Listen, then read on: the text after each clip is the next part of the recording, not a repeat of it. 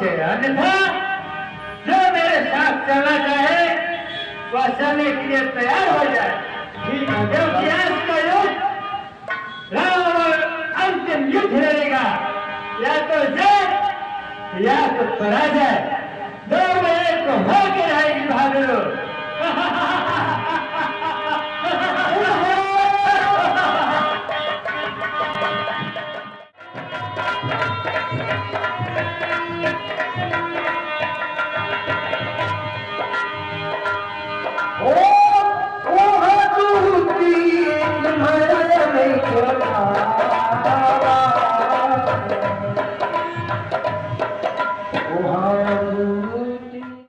हे भगवान, कहिए सखा। आज युद्ध क्षेत्र में हमारे बड़े भ्राता लंकाधिपति महाराज रावण खुद आ रहे हैं।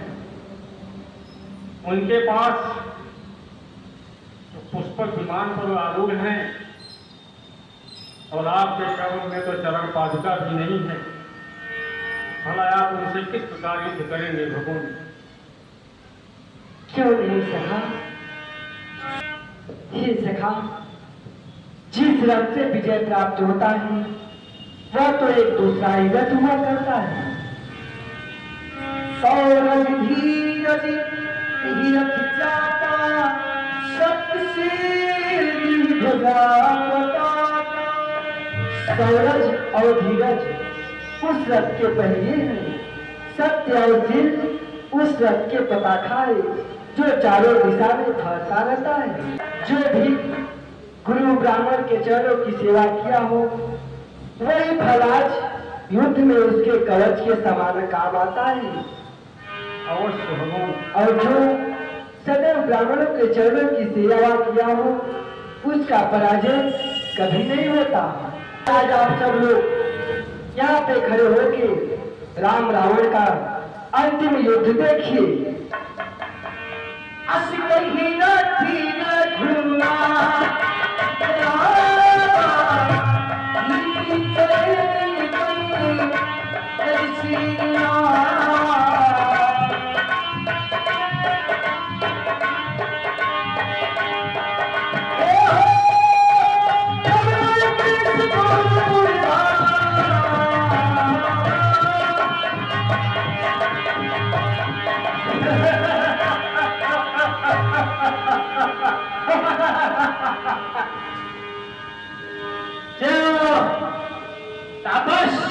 कहिए महाराज। बनवासी, दर दर की ठोकरें खाने वाले,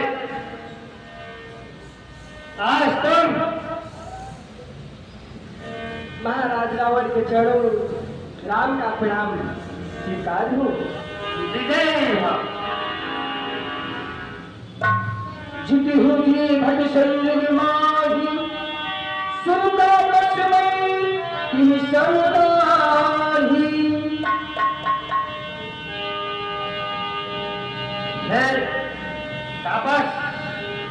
कहिए महाराज। तुमने एक एक करके जिसको मारा है पूरे परिवार को मेरे, मैं एक एक करके आज तुमसे बदला लूंगा। आज स्वयं रंगस्थली में रावण शब्द का बैल एक एक करके निकालेगा तुमसे। हे महाराज, कहिए बनवासी। जो वीर पुरुष होते हैं जो दर्शन में आके बड़ी बड़ी बातें नहीं करते, वो युद्ध करते हैं। ठीक है तापस, आज अंतिम निर्णायक युद्ध होगा। अवश्य महाराज, क्योंकि रोज रोज अब देखा नहीं जा रहा। आज जो भी होगा वह निर्णय होके रहेगा। क्यों नहीं महाराज?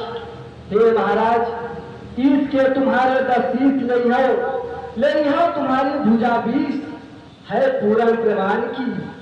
1 लक्ष पुत्र लियो 1.25 लक्ष नाती है चौकिया रान की। कहते हैं राम सुनो आए राजा रावण, लूंगा पहले तुम्हारी जान फिर लूंगा अपनी जान की। जय तापस।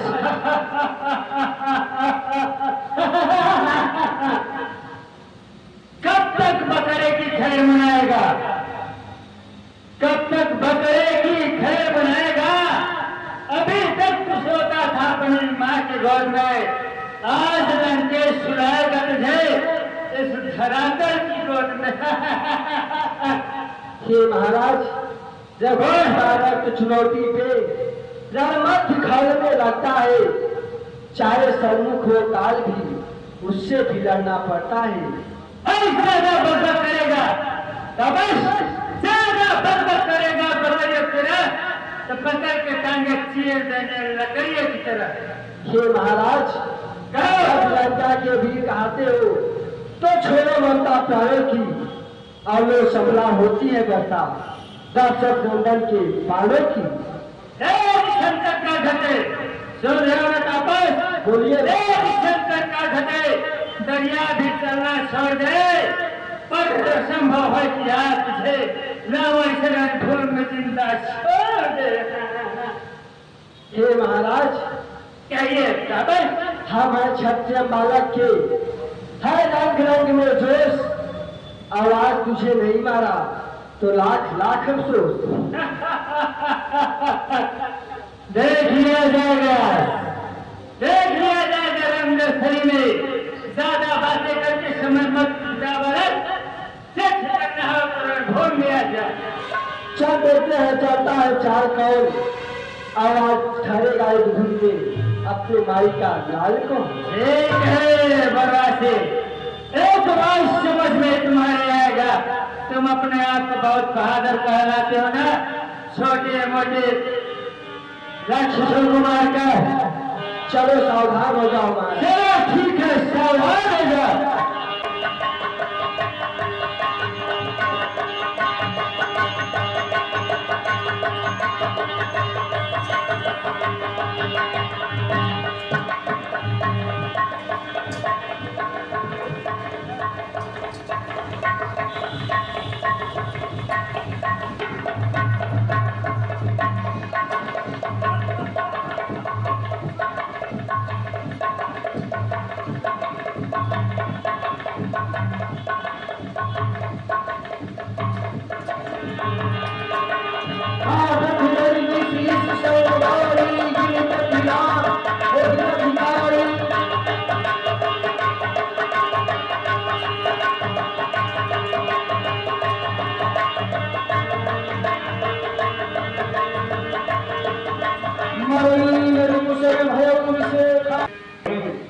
मैं आपके भाई के महाराज रावण के यदि एक मस्तक को काटता हूँ तो दूसरा मस्तक आ जाता है, या दूसरे को काटता हूँ तो तीसरा आ जाता है। कहिए कैसी माया है सखा? अवश्य भगवान, मेरे भाई के पास के नाभि में अमृत का कुंड है, यह उन्हें भगवान शिव ने प्रदान किया। जब तक आप एक साथ 31 बाण का संधान नहीं करेंगे, 20 बाण से 20 भुजा, 10 बाण से 10 तीस और 1 बाण से अमृत का कुंड का शोषण नहीं करेंगे, तब तक आप महाराज मंटेश को विजय नहीं प्राप्त कर सकते। ठीक है सखा, ऐसा ही होगा।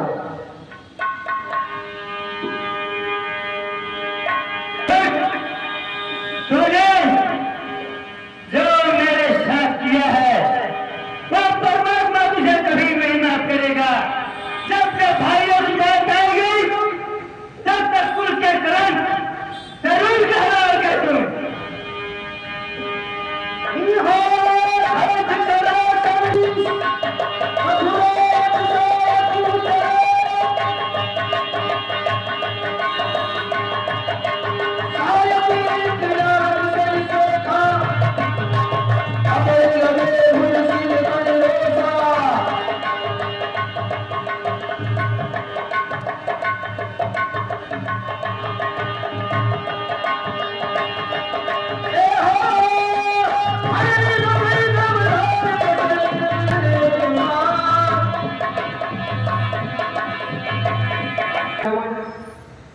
एक विद्वान पंडित है, और वो ब्राह्मण हैं, इसलिए जाओ तुम उनके पास कुछ राजनीति विद्या सीख लो भैया। अवश्य भैया।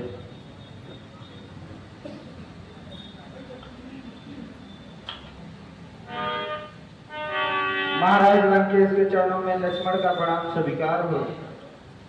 महाराज लंकेश के चरणों में लक्ष्मण का प्रणाम स्वीकार हो। महाराज लंकेश के चरणों में लक्ष्मण का प्रणाम स्वीकार हो। क्या हुआ लक्ष्मण? वो तो कुछ बोल ही नहीं रहे। तुम उन्हें किस प्रकार से प्रणाम किए? सर की तरफ से। नहीं लक्ष्मण, तुम उनके पास एक याचक बन के गए हो, जाओ उनकी चरण की ओर से प्रणाम करो। ठीक है। महाराज रावण के चरणों में लक्ष्मण का प्रणाम स्वीकार हो। यशस्वी हो। कौन हो? लक्ष्मण।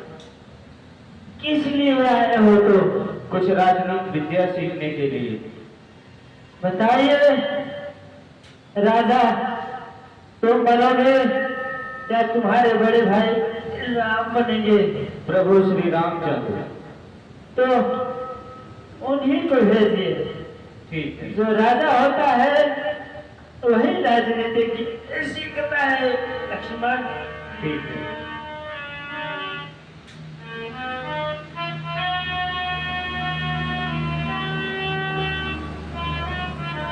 महाराजा वन के चरणों में दस अभ्यंकर राम का प्रणाम स्वीकार हो। यशस्वी भाव। कहिए राम, अब आप किस लिए आए हो हिरण्यकेश के पास? मैं आपके पास कुछ राजनीति और विद्या सीखने के लिए आया हूँ। पिता करके आप मुझे कुछ ज्ञान प्रदान करिए। हे राम, अपना धनुष और बाण मुझे दे दो।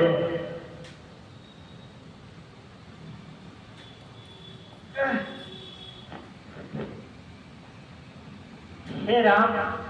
कहिए महाराज।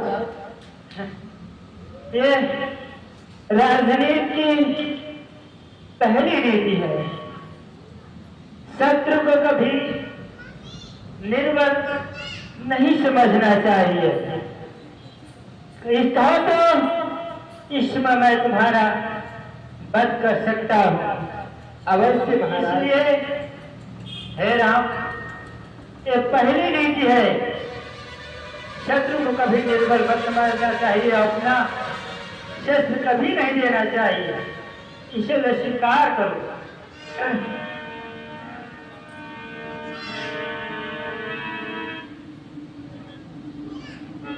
हे राम। कहिए महाराज। राजनीति का दूसरा अर्थ है कि भाई चाहे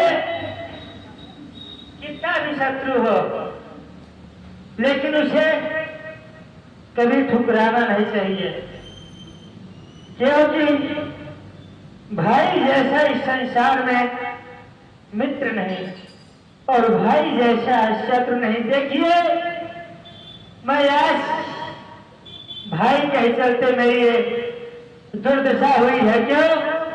अगर मैं धनुषर को राज्य से ठुकरा कर न निकालता तो आपको कभी ज्ञान न बताता कि मेरे भाई लंकेश का वध कैसे होगा।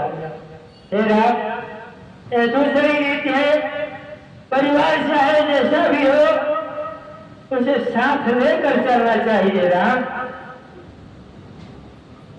और हे राम, कहिए महाराज। बतलाइए विजय किसकी हुई? इसमें तो विजय हमारी हुई महाराज। नहीं नहीं राम, उसके आपकी विजय नहीं हुई, क्योंकि मैं जिंदे जी अपने लड़के में तुम्हें कदम नहीं रखने दिया राम। बतलाइए विजय किसकी हुई? इस प्रकार से तो विजय आपका ही हुआ महाराज। हाँ राम, लेकिन ठीक है, अब मैं तुम्हारे धाम को जाना चाहता हूँ राम। देखिए मैं कितना भाग्यशाली हूँ, लेकिन जन्म जन्म मुनि जन्म कराही अंतराम कहयाओ भाई राम। मुनि महात्मा संत जो कि जन्म जन्मांतर तक आपका नाम रखते हैं, लेकिन आपका दर्शन पाना दुर्लभ है। और देखिए मैं कितना भाग्यशाली हूँ कि स्वयं तीनों लोगों के स्वामी मेरे सामने खड़े हैं और मैं उनके सामने उनके धाम को जा रहा हूँ। हे राम मुझे आज्ञा दीजिए